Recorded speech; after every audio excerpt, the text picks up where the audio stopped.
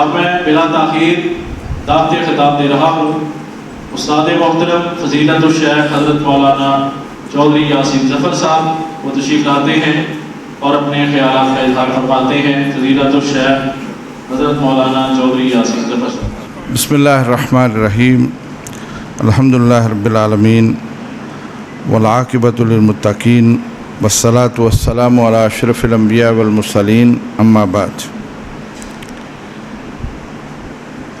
رب اشرح لی صدری ویسر لی امری واحلل عقدۃ من لسانی یفقہوا قولی۔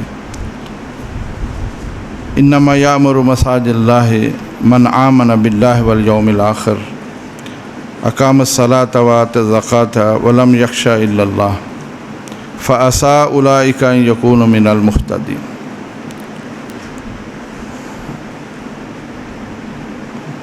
بہت ہی واجب القدر علماء و مشائخ، حاضرین مجلس،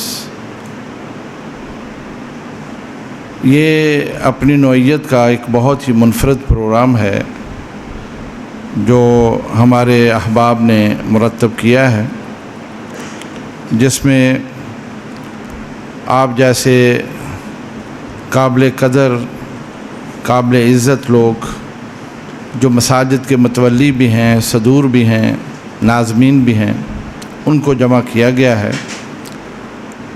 اور مقصد بنیادی طور پر یہ ہے کہ مسجد کے کردار کو بہت واضح کیا جائے۔ میں یہ سمجھتا ہوں کہ کوئی بھی گفتگو جب کی جائے تو اس کے مخاطبین کا ایک مرحلہ ہوتا ہے، درجہ ہوتا ہے۔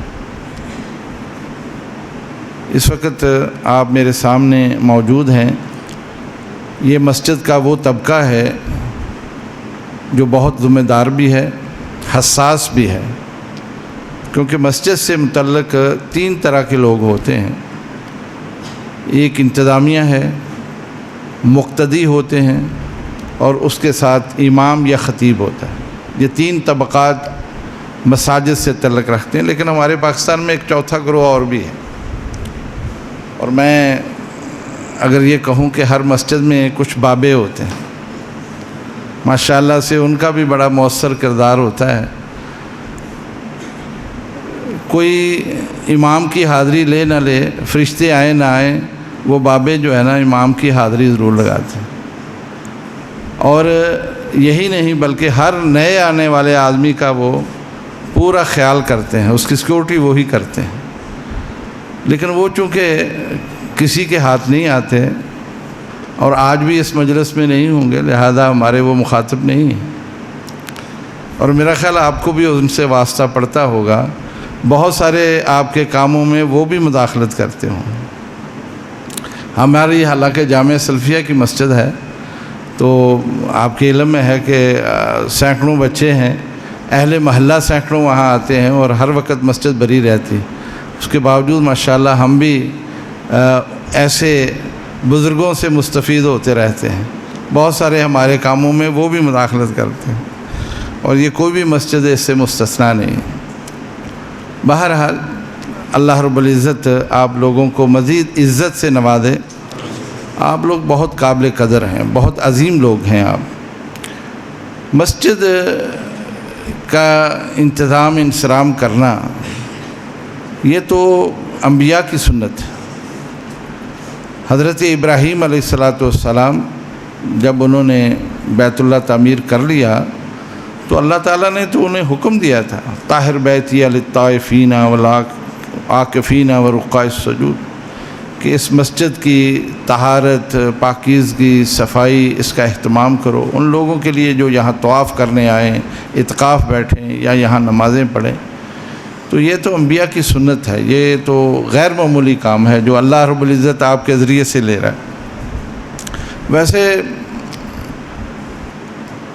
ہر مسجد کا اپنا ایک ماحول ہے، اس کے اپنے ظروف ہیں، اس کی اپنی ایک صورتحال ہے۔ ضروری نہیں ہے کہ ہم یہ جامع مسجد البرکت کے اوپر اس کو قیاس کریں یا کسی اور مرکزی مسجد کے ساتھ کسی مسجد کو قیاس کریں۔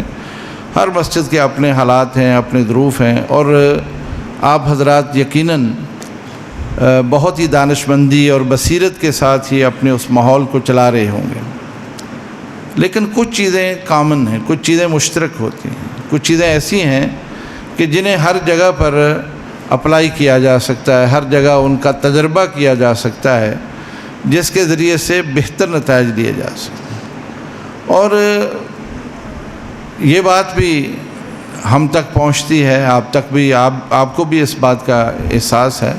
ویسے ہونا تو یہ چاہیے تھا کہ محترم احمد متین صاحب آپ سے کچھ پہلے سن لیتے، یعنی آپ حضرات اپنی کچھ پرابلم، اپنی کچھ مشکلات، اس کا تذکرہ بھی کرتے تو زیادہ بہتر ہوتا ہے۔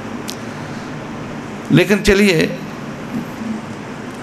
کچھ چیزیں جن کا میں ذکر کر رہا ہوں، مقصد یہ ہوتا ہے کہ عمومی طور پر انتظامیہ کسی بھی شخص کو جب مسجد میں بطور امام کے، خطیب کے، خادم مسجد کے یا مدرس کے رکھتی ہے تو اس امید پر ہی کہ یہ شخص دین پڑھا ہوا ہے اور اس میں خشیت ہم سے زیادہ ہے، اس میں طہارت تقوی ہم سے زیادہ ہے، تو یہ اپنی ذمہ داری از خود ادا کرے گا۔ یہی ہوتا ہے نا، یعنی آپ حضرات جب بھی کسی کا تقرر کرتے ہیں، اس کو متعین کرتے ہیں بطور امام کے، خطیب کے، مدرس کے اور خادم مسجد کے، تو یہی سوچ کر کرتے ہیں کہ اس نے دین پڑھا ہوا ہے، لہذا یہ از خود اپنی ذمہ داری ادا کرے گا۔ لیکن وقت گزرنے کے ساتھ ساتھ آپ کو احساس ہوتا ہے کہ کام صحیح طرح سے نہیں ہو رہا ہے، نماز وقت پر نہیں ہو رہی، اذان وقت پر نہیں ہو رہی، یا مسجد کی صفائی ستھرائی صحیح نہیں ہو رہی، اور کئی شکایات آنی شروع ہو جاتی، جس سے آپ اور ان کے درمیان کچھ تناؤ پیدا ہوتا ہے، اور آخر کار وہ پھر مسجد سے نکال دیا جاتا ہے، یا خود ہی وہ استعفیٰ دے کے چلا جاتا ہے اور کسی اور آدمی کی تلاش شروع ہو جاتی ہے۔ یہ سلسلہ ہمارے پاس بھی آتا ہے، چونکہ بہت سارے لوگ ہمارے پاس آ جاتے ہیں جامعہ سلفیہ میں کہ ہمیں کوئی طالب علم دے دیں جی ہماری مسجد میں، وہ یہ کام کرے۔ تو اس طرح سے یہ سلسلہ بہرحال موجود ہے، مساجد کے اندر یہ مشکلات تو موجود ہیں، لیکن اس کے لیے کچھ اقدام، کچھ ایسے کام آپ کو کرنے چاہیے جس سے نظام بہتر ہو سکتا ہے اور آپ بھی آسودہ ہو سکتے ہیں، آپ بھی بہتر طریقے سے اس کو انجام دے سکتے ہیں۔ مثلاً آپ نے اپنی مسجد کے کچھ اصول و ضوابط مرتب کیے ہیں، کچھ قاعدے آپ نے مقرر کیے ہیں کہ یہاں یہ ہوگا، اور مسجد نماز کے لیے کھلے گی، یا ناظرہ کی کلاس صبح ہوگی، شام کو ہوگی، اس کے بعد مسجد جو ہے نا اس کو تالا لگے گا اور یہ مسجد بند ہوگی، یہاں کسی کو ٹھہرنے کی اجازت نہیں ہوگی، کوئی رات یہاں قیام نہیں کر سکتا۔ ایسا ہوتا ہے نا، اکثر مسجدوں میں یہ دیکھنے میں آیا، لیکن اس کی خلاف ورزی ہونے پر پھر مشکلات بھی پیدا ہوتی ہیں۔ اہل محلہ کو بھی شکایت آ جاتی ہے کہ یہ تو مسجد سے زیادہ سراں بن گئی، یہاں لوگ آ کے قیام کرتے ہیں، اور ایسے غیر معروف قسم کے لوگ یہاں آتے ہیں۔ تو اس لیے ان تمام چیزوں کو ختم کرنے کا طریقہ یہ ہوتا ہے کہ انسان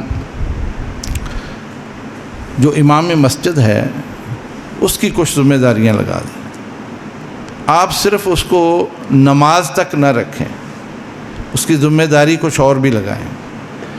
ہوتا یہ ہے کہ جب آپ صرف نماز تک اسے لگاتے ہیں، وہ آتا ہے اپنے وقت پر، اذان ہوئی وہ آ گیا، سنتیں پڑھی، نماز پڑھائی، کچھ دیر قیام کیا، پھر وہ چلا جاتا ہے۔ لیکن اگر آپ اس کے ذمے کوئی کام لگا دیں کہ فلاں نماز کے بعد آپ نے یہاں ٹھہرنا ہے، کوئی اجنبی نظر آئے، کوئی مسافر نظر آئے، تو آپ نے اس کو سنبھالنا ہے، اس سے باز پرس کرنی ہے، اسے بوش کش کرنی ہے، کھانے کی ضرورت ہے کھانا کھلا دیں، اگر قیام کی ضرورت ہے تو معذرت کر دیں، جو بھی طریقہ آپ بنا دیں۔ اگر آپ امام صاحب کی جو ذمہ داری لگائیں گے اس کو نبھائے گا، چونکہ آپ کے پاس وقت نہیں ہے، آپ دکاندار ہیں، آپ کہیں ملازم ہیں، یا آپ کہیں ایسی مصروفیت ہے کہ آپ وہاں اتنا وقت نہیں دے سکتے، تو یہ کام امام کر سکتا ہے۔ اور پھر اگر ذمہ داری کسی کے کندھے پر ہو، اس سے پوچھا بھی جا سکتا ہے، اس سے سوال بھی کیا جا سکتا ہے۔ لیکن اگر ذمہ داری کسی کی نہیں ہے تو پھر تو مشکلات پیدا ہو جاتی ہیں۔ اور پھر اگر کسی کے ذمے ہو تو اسے بھی احساس ہوتا ہے کہ مجھ سے پوچھا جانا ہے، لہذا میں ایک اچھا نتیجہ ان کے سامنے رکھوں۔ اس وجہ سے میں یہ محسوس کرتا ہوں کہ امام مسجد کو آپ صرف امامت تک نہ رکھیں بلکہ اس کے ذمے کچھ اس طرح کی ذمہ داری بھی لگا دیں۔ مجھے یاد ہے کہ عیسیٰ کھیل، یہ جو میاں والی سے آگے ایک جگہ ہے، یہ واقعاتی بات ہے کہ وہاں ایک نئی مسجد بنی اور ان علاقوں میں کوئی ہمارے مسلک کے لوگ نہیں تھے۔ بہرحال کسی شخص نے اس چیز کو بہتر سمجھا اور اکیلا ہی وہ اس میدان میں اترا اور اس نے وہاں مل ملا کے ایک مسجد جگہ بنا کے شروع کام کر دیا۔ اب اس کے لیے سب سے بڑی مشکل بات تھی کہ مقامی طور پر اسے کوئی امام نہیں مل رہا تھا، ضروری تھا کہ باہر سے کوئی بندہ جائے۔ تو ہمارے ساتھ رابطہ کیا جامعہ سلفیہ میں، غالباً طارق صاحب بھی وہاں گئے ہیں اس مسجد میں، تو ہم نے ایک اسی سال فارغ لڑکا تھا، خانے والا تھا، اس کو بھیج دیا اور اسے بھی سمجھا بجھا کے بھیجا کہ وہ علاقہ بالکل نیا ہے اور لوگ بھی نئے ہیں، وہاں اس انداز سے کام نہیں کرنا کہ مشکلات بڑھ جائیں، بلکہ آپ ذرا اچھے انداز سے کام کرنا۔ آپ یقین جانیے کہ وہ 3 سال وہاں رہا اور وہ جس بستی میں، جس محلے میں وہ مسجد تھی، پورے محلے کو اس نے سنوار دیا۔ اور اس کی وجہ یہ تھی کہ وہ بن کے تو یہاں سے امام اور خطیب گیا، لیکن اس نے محسوس کر لیا کہ یہاں تو صرف امام یا خطیب بن کے گزارا نہیں ہے۔ اس نے وہاں تدریس کا کام بھی شروع کیا، مسجد کی صفائی ستھرائی، اس کا خادم بھی وہی بنا، اور اس کا نتیجہ کہ مسجد ہی صاف نہیں ہوئی بلکہ پورا محلہ صاف ہوا۔ مجھے خود وہاں کے لوگوں نے بتایا کہ 3 سال ہم نے دیکھا کہ اس محلے کا کوئی گھر ایسا نہیں تھا جس میں گندگی ہو، جس میں کوڑا ہو، حتیٰ کہ بازار کی سڑک صاف ہوتی تھی اور اس امام مسجد کی وجہ سے ہوتی تھی، اور کبھی وہ شرماتا نہیں تھا اور جا کے وہ سارا کام خود کر دیتا تھا۔ اور جو بچے اس کے پاس پڑھنے آتے تھے ان کی ذہن سازی ایسی اس نے کر دی کہ وہ بچے بھی اس کے ساتھ شامل ہو جاتے اور انہوں نے وہ کردار ادا کیا۔ حتیٰ کہ 3 سال کے بعد اس کی کوئی مجبوری بنی، اسکول ٹیچر ہو گیا، وہ خانے وال میں واپس اس کے آنا پڑا۔ کہنا یہ ہے کہ اگر آپ کسی پر اعتماد کریں اور امام ہو، خطیب ہو، خادم ہو، اس کے ذمے بھی لگائیں اور اسے فری ہینڈ دیں کہ وہ کام کرے، تو میرا خیال ہے نتائج مختلف آ سکتے ہیں۔ چونکہ ہماری کچھ سوچ ایسی ہوتی ہے کہ ہم اعتماد نہیں کرتے اور یہ سمجھتے ہیں کہ یہ کام ہم خود کریں گے، نگرانی ہم خود کریں گے، یہ کام ہم خود کریں گے۔ نتیجہ یہ ہے کہ ہماری فرصت نہیں ہوتی، ہمارے پاس وقت نہیں ہوتا، جس کے نتیجے میں پھر وہ کام بگڑ جاتا ہے۔ دوسری بات یہ ہوتی ہے کہ اہل محلہ، خواہ کالونی ہو یا محلہ ہو یا گاؤں ہو، کوئی بھی جگہ ہے، جب تک آپ مقامی لوگوں کو ساتھ نہیں ملاتے، ان کی ہمدردیاں ان کو ساتھ نہیں لیتے ہیں، تو کام بنتا نہیں ہے۔ بھلے سے آپ کا گھر مسجد کے پڑوس میں کیوں نہ ہو، لیکن پھر بھی یہ ایسا کام ہوتا ہے، رفاہی کام ہے اور اللہ کی رضا کے لیے کرنا ہوتا ہے، تو اکیلا آدمی کوئی بھی کام نہیں کر سکتا ہے، اس کی بھی ضروریات ہیں، اس کے ساتھ بھی خوشی غمی کے معاملات ہیں۔ تو اس لیے اگر آپ اہل محلہ کو اپنے ساتھ ملاتے ہیں، وہاں کے معتبر لوگ بھی آپ کے ساتھ مل جاتے ہیں، پھر کام بہت زیادہ بہتر نتائج کے ساتھ سامنے آتے ہیں۔ اور خاص طور پر جس محلے میں وہ مسجد یا کالونی مسجد ہے، وہاں کے نوجوانوں کو ساتھ ملائیں۔ یہ ذمہ داری اگر آپ اپنے کندھوں سے اتار کے ان کو دے دیں، وہ آپ سے بہتر وہاں نتائج دے سکتے ہیں۔ اس لیے کہ نوجوان جو ہوتے ہیں نا، ان کے دل میں کام کرنے کا جذبہ موجود ہوتا ہے اور وہ ہمیشہ کوئی نیا کام ڈھونڈتے ہیں، نئے انداز سے اس کام کو کرنے کی کوشش کرتے ہیں۔ بہت سارے پروگرام مرتب کر لیتے ہیں، علماء کو بلا لیتے ہیں، تربیتی پروگرام کر لیتے ہیں، اور مسجد میں ان کی وجہ سے ان کے دوست احباب آنا شروع ہو جاتے ہیں۔ مسجد کی آباد کاری میں ایک بڑا کردار ہوتا ہے۔ اس لیے جتنے بھی صدور ہوتے ہیں، ناظمین مسجد ہوتے ہیں، یہ عموماً ہم نے دیکھا ہے کہ عمر رسیدہ ہوتے ہیں۔ یہ اپنے بچوں کو لگائیں یا اہل محلہ میں سے کسی بچوں پر یعنی نوجوانوں پر اعتماد کریں، ان کو آگے لے کے آئیں، ان کے ذمہ یہ کام لگائیں، ان کی سرپرستی آپ کریں، ان کے سر پر رہیں یہ دیکھیں کیسا کر رہے ہیں، کیا صورتحال ہو رہی ہے، اگر کہیں کوئی مسئلہ ہے تو ان کی رہنمائی آپ کر دیں۔ مسجد کی آبادی میں جہاں آپ کا بہت بڑا کردار ہے، اور یقیناً آپ ماحول بناتے ہیں، جیسے اس مسجد میں بھی ہم دیکھتے ہیں الحمدللہ فیصل آباد کی کوئی مسجد اب ایسی نہیں ہے جہاں اے سی نہ ہو، پانی ٹھنڈے کا انتظام نہ ہو اور صفائی ستھرائی نہ ہو۔ جہاں بھی ہم جاتے ہیں الحمدللہ بڑا خوشگوار وہاں کا ماحول ہوتا ہے، اس میں دوسری رائے نہیں ہے۔ یہ تو جن مساجد تک میں نے رسائی حاصل کی ہے یا جہاں کہیں میں گیا ہوں، کبھی اس طرح کی صورتحال نہیں ہے کہ ان کو کہنا پڑے۔ سب مسجدوں میں بہت خوبصورت ماحول ہے، پرکشش ماحول ہے۔ لیکن مسجد کی آبادی میں صرف یہ چیزیں نہیں ہوتی، مسجد کی آبادی کا تعلق لوگوں سے ہوتا ہے، لوگوں کا رجوع ہوتا ہے اس طرف، لوگ وہاں آتے ہیں، اور اس کا سب سے بہترین ذریعہ بچوں کی نادرہ تعلیم۔ اگر آپ مسجد میں نادرہ تعلیم کا اہتمام کرتے ہیں، 2 وقت کم از کم، فجر کے بعد کریں، عصر کے بعد کریں، جو بھی مناسب وقت ہے اس علاقے کا، اس کے مطابق اگر آپ کریں، یہی بچے ایک وقت گزرنے کے بعد دوبارہ اسی مسجد کے نمازی بنتے ہیں۔ اس لیے اس کا ضرور اہتمام کریں اور اس پر زیادہ نظر رکھیں۔ ہم اسے نظر انداز کرتے ہیں، بس جیسے کوئی ٹائم 10 منٹ لگا دیے، 15 منٹ لگا دیا، آدھا گھنٹہ لگا دیا، کوئی آ گیا تو اس کی مرضی، نہیں آیا تو نہیں آیا، ایسا نہیں ہونا چاہیے۔ اس کا پورا اہتمام کریں، اس کا پیچھا کریں، اہل محلہ کو راضی کریں کہ وہ اپنے بچوں کو وہاں بھیجیں۔ یہی آپ کا سب سے بڑا سرمایہ ہے، اس کو نظر انداز نہ کریں۔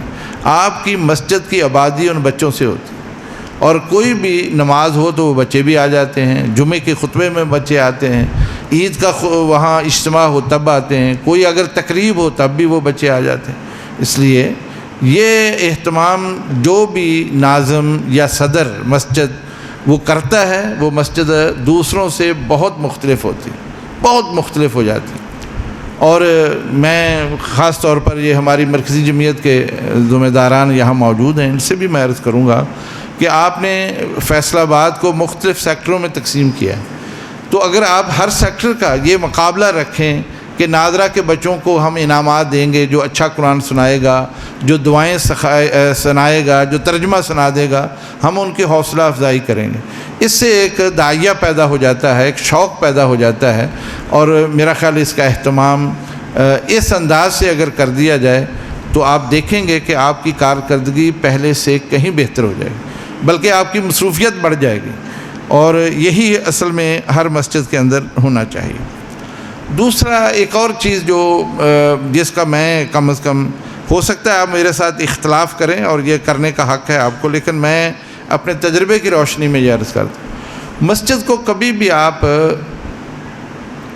ایسی تحریکیں جو جذباتی ہوں ان کے حوالے نہ کریں۔ مسجد میں جو مسجد کا کردار ہے اس تک اس کو رکھیں۔ بہت ساری جگہیں ہم نے دیکھی ہیں کہ وہ ایسی تحریکوں کی نظر ہو گئیں، اور جب تک وہ تحریک رہی ہے یا وہ لوگ اس سے وابستہ رہے ہیں تو وہ ایک ادھر ادھر سے لوگوں کو لے آتے ہیں، بسیں بھر کے لے آتے ہیں، اور وقتی طور پر ایسا ہی لگتا ہے جیسے بھائی یہاں تو بڑے اجتماعات ہوتے ہیں، لیکن جیسے ہی کوئی مسئلہ خراب ہو جاتا ہے، وہ سلسلہ بند ہو جاتا ہے، وہ مسجد ویران نظر آتی۔ ایسا ہوتا نہیں، میں آپ سب سے پوچھ رہا ہوں، ایسا نہیں ہے۔ میں تفصیل میں نہیں جاتا، لیکن یہ تجربے کی بات ہے کہ آپ اگر اس طرح سے کسی مسجد کو کسی تحریک کے ذمہ کر دیں گے نا، وقتی طور پر آپ کو بہت اچھا لگے گا کہ بڑا کام ہو رہا ہے، یہ دیکھو جی بڑا بھرپور ہے سب کچھ، لیکن وقت گزرنے کے ساتھ آپ وہیں آ جائیں گے جیسے 0 میٹر۔ تو اس لیے یہ بھی کام نہ کریں، خود محنت کریں، مقامی طور پر لوگوں کو تیار کریں، مقامی طور پر لوگوں کو اپنا ہم نوا بنائیں۔ وہ تھوڑے بھی ہوں گے لیکن کم از کم وہ ثابت قدم ہوں گے اور آپ کے ساتھ رہیں گے۔ اور جو مصنوعی تنفس ہوتا ہے نا، یہ اس وقت تک ہی جاری رہتا ہے جب پیچھے سلنڈر ہے، سلنڈر اتر گیا تو کام خراب ہو گیا۔ بہرحال ہو سکتا ہے میری اس بات سے آپ کو اختلاف ہو۔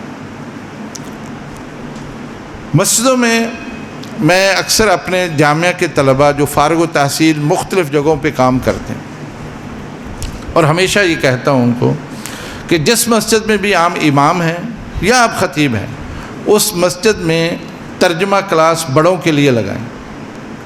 ایک ہے نا ناظرہ ہم بچوں کے لیے لگاتے ہیں، بڑے جو ہوتے ہیں ان کے لیے ترجمہ کلاس، بھلے سے وہ 15 منٹ کی کیوں نہ ہو، 2 آیتیں ہی کیوں نہ ہوں، مغرب کے بعد، عشاء کے بعد، فجر کے بعد، جو ٹائم بھی مناسب ہو 2 آیتیں ترجمہ ضرور وہاں پڑھائیں۔ اس سے مسجد کی ساتھ وابستگی، لوگوں کا شوق ذوق اور قرآن فہمی کا ایک مسئلہ وہاں پیدا ہو جاتا ہے، اور نتیجہ یہ ہے کہ لوگوں کو مسجد سے محبت ہو جاتی ہے۔ اور یہ اہتمام آپ کو کرنا چاہیے، مسجد کے جو صدر ہیں، ناظم ہیں، وہ اس کا اہتمام کریں اور اس کے لیے کوشش کریں، اور امام صاحب کو بھی اس پر راضی کریں اور لوگوں کو بھی رغبت دلائیں۔ اس لیے کہ امام صاحب کے کہنے پر اگر 1 یا 2 لوگ راضی ہوئے نا، مسجد کا جو صدر ہے نا وہ حاجی برکت علی کیوں نہ ہو، وہ حاجی صاحب کے کہنے پر 5 بندے تیار ہو جائیں گے، 10 بندے تیار ہو جائیں گے، اور یہ ذمہ داری آپ قبول کریں اور اس کا اہتمام کریں۔ اس کے ساتھ مسجد میں ہم بھی کبھی کبھی اس کا شکار ہوتے ہیں، اور لوگوں کے تقاضوں کے ساتھ ہم بھی مل جاتے ہیں۔ مسجد کا ممبر ہم ایسے لوگوں کے سپرد کر دیتے ہیں جو سنجیدہ نہیں ہوتے وہ، اور اس ضمن میں ہمارے جو معتبر علماء ہیں فیصل آباد کے، جن میں ہمارے شیخ الحدیث حافظ مسعود عالم صاحب ہیں، مولانا ارشاد اللہ قصری صاحب ہیں، مولانا حافظ محمد شریف صاحب ہیں، ہمارے پروفیسر نجیب اللہ طارق صاحب ہیں، اور ہمارے شیخ الحدیث جامعہ کے مولانا عبدالعزیز الوی، سب اس بات پر متفق ہیں کہ اس کو کھلواڑ نہیں بنانا چاہیے۔ یہ بہت سنجیدہ ممبر ہوتا ہے، اس پر جو بھی گفتگو ہونی چاہیے وہ روحانی ہونی چاہیے، وہ علمی ہونی چاہیے، تربیت کے اعتبار سے ہونی چاہیے، کھلواڑ نہیں ہونا چاہیے۔ اور یہ ذمہ داری بہرحال صدر کی ہوتی ہے، سیکرٹری کی ہوتی ہے، اگرچہ عوامی دباؤ ہوتا ہے۔ میرے پاس بھی جامعہ میں، حالانکہ وہ ایک علمی مرکز ہے، وہاں کے مقامی لوگ بعض دفعہ گروپ بن کے آ جاتا ہے کہ ہم نے فلاں کو لانا ہے، ہمیں مجبور کرتے ہیں وہ کہ جی ان کو لانا ہے، اس کا خرچہ ہم کریں گے، حالانکہ ہمیں نظر آتا ہے کہ اس کے آنے اور جانے کے جو اخراجات یہ برداشت کریں گے وہ ہزاروں میں ہیں، لاکھ تک بھی جا سکتے ہیں، لیکن اس کا نتیجہ کچھ بھی نہیں ہے۔ بعض دفعہ ہم اجازت بھی دے دیتے ہیں اور اس کے بعد پھر وہ خود بھی محسوس کرتے ہیں کہ ہم نے وقت ضائع کیا، پیسہ ضائع کیا۔ اس لیے یہ صدر اور سیکرٹری مسجد کا اس کی یہ بہت بڑی ذمہ داری ہے کہ وہ اس پر بھی نظر رکھیں۔ اصل صدر اور سیکرٹری اگر اسے تجربہ ہے کسی مسجد میں 2-4 سال کام کرنے کا، پھر تو بہت مہارت اسے ہو جاتی ہے۔ اس لیے یہ بات جو میں ابھی کرنے لگا ہوں شروع میں کرنی چاہیے تھی کہ امام اور خطیب کا انتخاب کرتے ہوئے ہی آپ کو بہت محتاط ہونا چاہیے۔ جب آپ امام اور خطیب رکھتے ہیں نا، اس وقت محتاط رہیں، اس وقت اچھی طرح سے باز پرس کریں۔ دیکھیں وہ بھی انسان ہیں، ہماری طرح کے ہیں، وہ بھی، ان کے ساتھ بھی وہی خواہشات ہیں جو میرے اور آپ کے ساتھ، اور دنیا سب کے ساتھ ہے، کئی مشکلات ہوتی ہیں۔ اس لیے جب بھی آپ امام اور خطیب، چونکہ یہ حالانکہ میں یہ سمجھتا ہوں کہ وہ بھی انسان ہونے کے ساتھ ساتھ سب ضروریات ان کی بھی ہیں، لیکن یہ بات بہرحال فرق ہے کہ ایک آدمی نے دین پڑھا ہے اور اس میں تقوی طہارت بھی ہے، پاکیزگی ہے اور تزکیہ ہے اس کا، پھر تو اسے دوسروں سے منفرد ہونا چاہیے۔ اگر وہ غیر محتاط طریقے سے آ کے وہاں رہتا ہے اور مسجد کے ماحول سے باہر لوگ اس کو دیکھتے ہیں تو اس سے متاثر نہیں ہوتے، تو اس سے آپ کے بارے میں بھی رائے اچھی قائم نہیں ہوتی۔ میں ذاتی طور پر، اور میں نے جیسا پہلے بھی کہا، میری ان باتوں سے اختلاف ہو سکتا ہے، ہمارے اکابر بھی بیٹھے ہیں، جامعہ کی انتظامیہ کے لوگ بھی بیٹھے ہیں، مجھے بات کرتے ہوئے بھی ذرا تھوڑی سی جھجک محسوس ہوتی ہے۔ میں چونکہ میرا وقت زیادہ طلبہ سے سامنا ہوتا ہے اور وہ پہلی سے 8ویں تک ہیں، میں ایک بات پر ہمیشہ اصرار کرتا ہوں اور اس پر میں بہت زیادہ زور دیتا ہوں کہ ہمارے علماء کو ننگے سر نہیں رہنا چاہیے۔ یہ ننگے سر رہنے کی بیماری ہمارے اہل حدیثوں میں بہت ہے، آپ باقی مسلک کے لوگوں کو نہیں دیکھیں۔ ایک امام ہے جس کے پیچھے آپ نے نماز پڑھی ہے، ماشاءاللہ بہت اچھی آواز ہے، بڑی پاکیزگی کے ساتھ نماز پڑھائی، اطمینان بھی ہوا، لیکن آدھے گھنٹے کے بعد آپ نے دیکھا کہ وہ بازار میں ننگے سر پھر رہا ہے، کوئی پہچان ہی نہیں ہے، کوئی امتیاز نہیں ہے، تو میرا خیال ہے دکھ ہوتا ہے، پریشانی آتی ہے۔ کسی کو بتا بھی نہیں سکتے یہ ہمارا امام ہے، حالانکہ آپ اس سے بڑے خوش ہوتے ہیں، آپ اس سے متاثر ہوئے ہوتے ہیں، ایسا ہے کہ نہیں ہے؟ تو آپ بتانے سے جھجک محسوس کریں گے کہ لوگ کہیں گے اچھا یہ امام ہے۔ تو اس لیے امام رکھتے ہوئے اگر آپ اس کا اہتمام کریں، یہ چیزیں پوچھیں اس سے، اس کا حلیہ دیکھیں، اس کا کردار دیکھیں، اس لیے یہ کوئی عیب والی بات نہیں ہے۔ اس موقع پر یہ ساری چیزیں اگر آپ اچھی طرح سے دیکھ لیں گے تو میرا خیال ہے دوبارہ پرابلم پیدا نہیں ہوتی۔ الحمدللہ ہمارے فیصل آباد میں ایسی کئی مسجدیں ہیں جہاں یعنی امام جب گیا تھا غیر شادی شدہ تھا اور وہیں رہ کر اس کی شادی ہوئی، وہیں بچے ہوئے، بچے جوان بھی ہو گئے، بوڑھے بھی ہو گئے، اور وہ ابھی تک اس مسجد کا امام۔ اس فیصل آباد میں ایسی مسجدیں ہیں۔ اس کی وجہ کیا ہے؟ اس کی وجہ یہی ہے کہ اس نے اس ماحول میں اپنے آپ کو ڈھالا ہے اور وہاں کی انتظامیہ نے اسی طرح سے اس کو قبول کیا ہے اور ایسا وقت اس نے گزارا ہے اور اس کی اگر کوئی کمی کوتاہی ہے اس کو برداشت کیا، اس پر پردہ ڈالا ہے۔ تو اس لیے میرا آپ سب سے کہنا، اور یہ بہت نازک مسئلہ ہے، خطیب ہے، امام ہے، خادم مسجد ہے، نائب امام ہے، کوئی بھی اگر وہاں مسجد سے منسلک آدمی ہے تو اس کو رکھنے سے پہلے اس کو پرکھ لیں، دیکھ لیں۔ بار بار امام بدلنا یہ بھی کوئی اچھی روایت نہیں ہوتی، آپ کے بارے میں بھی کوئی اچھی رائے قائم نہیں ہوتی۔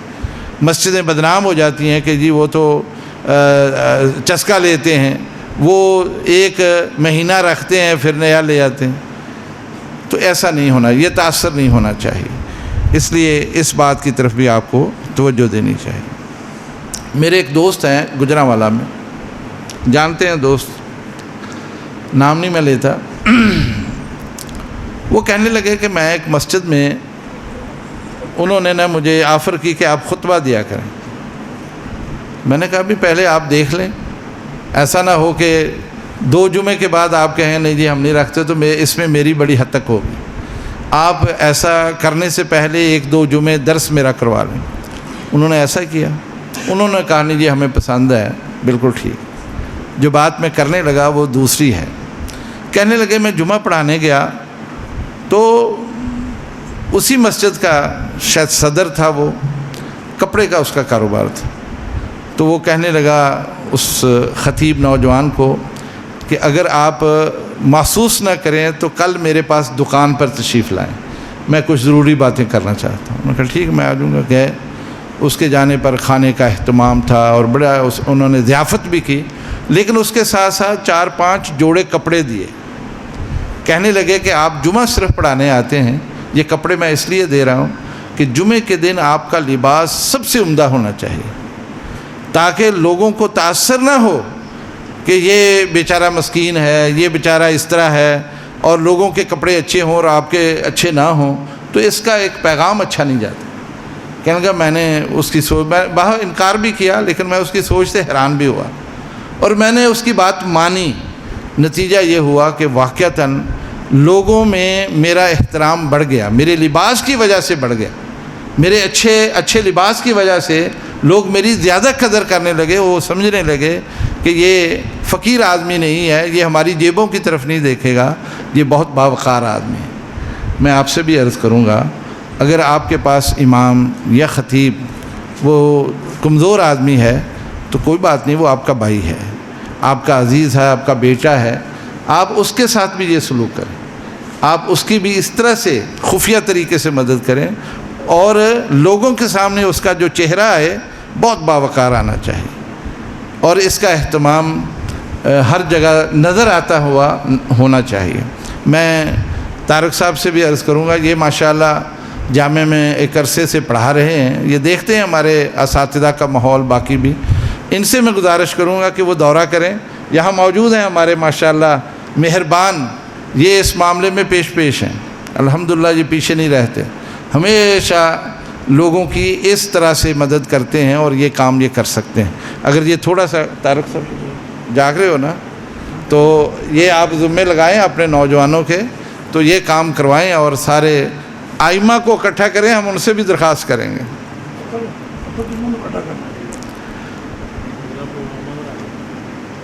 ایک بات اور جو بڑی اہم میں آپ سے کرنا چاہتا ہوں، یہ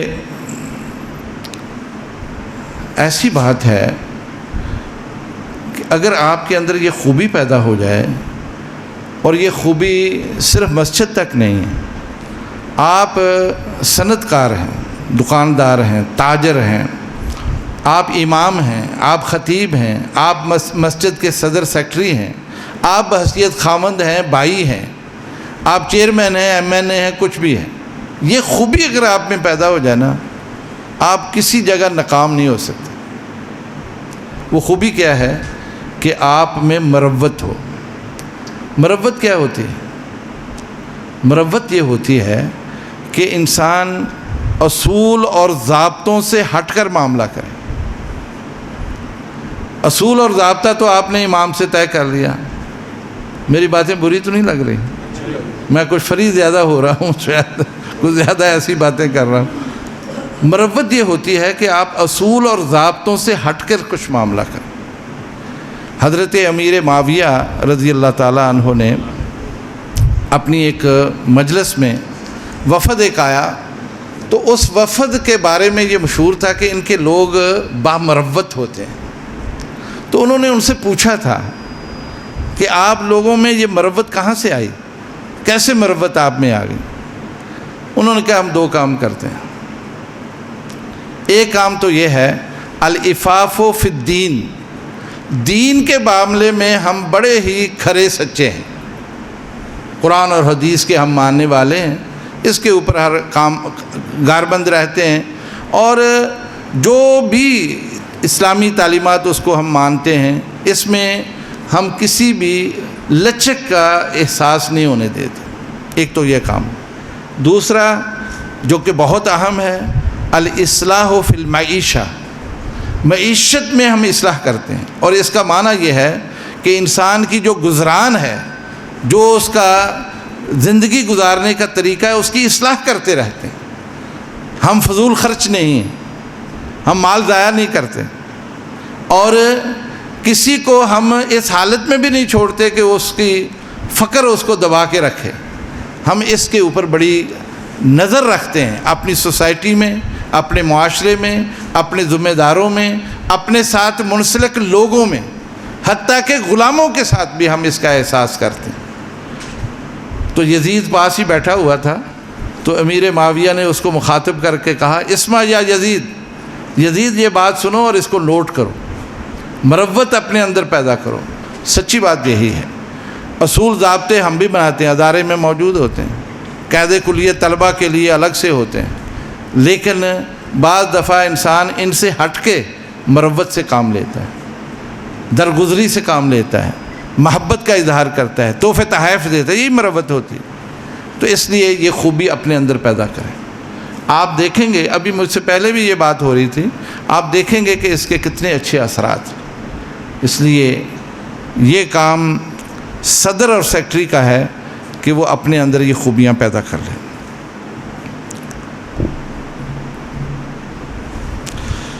ایک اور بات جو بڑی اہم ہے، اور وہ صدر سیکٹری ہی کر سکتے ہیں، اکثر مسجدوں میں ہم نے دیکھا ہے کوئی نہ کوئی کارنر بنا ہوتا ہے، یہاں بھی ماشاءاللہ یہ دیکھیں کارنر ایک بنا ہے اور کتابیں کچھ پڑھی ہیں۔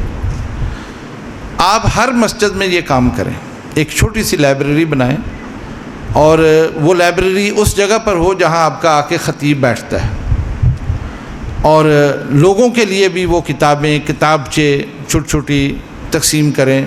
یہ صدر سیکٹری اگر اس کا اہتمام کر لیں، اس کا بہت فائدہ امام کو بھی اور خطیب کو بھی ہوتا ہے۔ یہ جو شکوہ ہوتا ہے نا جی کہ موسم کے مطابق ہی خطیب آ کے خطبہ دے کے چلتا بنتا ہے، اور ہمیں کوئی نئی معلومات نہیں ملتی، کوئی نئی بات ہمارے سامنے نہیں آتی، کوئی ہمیں درس نہیں ملتا، پرانی باتیں بار بار، وہ ہو سکتا ہے اس کے پاس وقت نہ ہو، وہ تیاری اس طرح سے نہ کرتا ہو، لیکن اگر یہ ماحول آپ اس کو دے دیں، اس کو ایسی جگہ پر بٹھائیں جہاں کتابیں پڑھی ہیں، ایسے رسالے جن میں نئے مضامین چھپتے ہیں، حالات حاضرہ کے مطابق چھپتے ہیں، وہ اس کے سامنے رکھیں، تو ہو سکتا ہے اس میں تبدیلی پیدا ہو جائے۔ اور اس کا اہتمام صدر کر سکتا ہے، سیکٹری بھی کر سکتا ہے کہ وہ بھی وقت دے، جب وہ جمعے کے لیے آئے تو اس کے ساتھ بیٹھیں، اس سے تبادلہ خیال کریں اور اس سے موضوع پوچھیں۔ آپ دیکھیے جامعہ سلفیہ میں پڑھانے والے سارے اساتذہ الحمدللہ کئی سالوں سے پڑھا رہے ہیں، 30 35 40 سال سے پڑھا رہے ہیں۔ ہمارا جو خطبہ ہوتا ہے نا، جہاں ہم جاتے ہیں، وہ بڑی مشاورت سے ہم طے کرتے ہیں، موضوع طے کرتے ہیں۔ یہ حضرات بیٹھ کے اساتذہ خود ایک دوسرے کی مدد کرتے ہیں، موضوع کو باقاعدہ تیار کر کے پھر جا کے خطبے دیتے ہیں۔ اس لیے یہ بات عیب والی نہیں ہے کہ انسان پوری تیاری کے ساتھ حالات حاضرہ، بلکہ کوشش کریں کہ جمعے کا اخبار کم از کم امام صاحب کو پڑھا دیں، وہاں اخبار بھی رکھیں اور اس کو، تاکہ وہ تازہ ترین صورتحال سے بھی آگاہ ہو۔ یہ اہتمام آپ کر سکتے ہیں۔ اسے پابند کریں کہ جمعے خطبے سے 10 15 20 منٹ آدھا گھنٹہ پہلے آئے، آ کے چائے پیے اور پھر وہاں یہ ساری چیزیں اس کے سامنے آپ ڈسکس بھی کریں، دیکھیں، اور اس کے بعد وہ خطبہ دے۔ آپ دیکھنا اس کے خطبے میں ایک نیا رنگ نظر آئے گا، آپ ایک نئی چیز آپ کو نظر آئے گی اور آپ محسوس کریں گے اور لوگ بھی محسوس کریں گے۔ لیکن اس کا اہتمام تو صدر سیکٹری نے کرنا ہے، آپ کریں گے کام انشاءاللہ بہت بہتر طریقے سے۔ آپ جو ہے نا اس کام کو لے کے چل سکتے ہیں۔ مسجد میں عمومی طور پر لوگ ویسے اپنے طور پر تو مسجد کے لیے چندہ فراہم کرتے ہیں، کوئی نہ کوئی خازن تو ہوتا ہے جس کے پاس مسجد کا فنڈ جمع ہو جاتا ہے، لیکن وہ مسجد کی اصلاح کے اوپر خرچ ہوتا ہے۔ بل دے دیے، کہیں توڑ پھوڑ ہوئی وہ کر دیا، رنگ روگن کرا لیا، تنخواہیں دے دیں، یہ سارا کچھ وہی کرتے ہیں۔ لیکن اس کے ساتھ لوگوں کو رغبت دلا کے ایک بیت المال بھی بنا دیں، وہی خازن یہ کام کر سکتے ہیں۔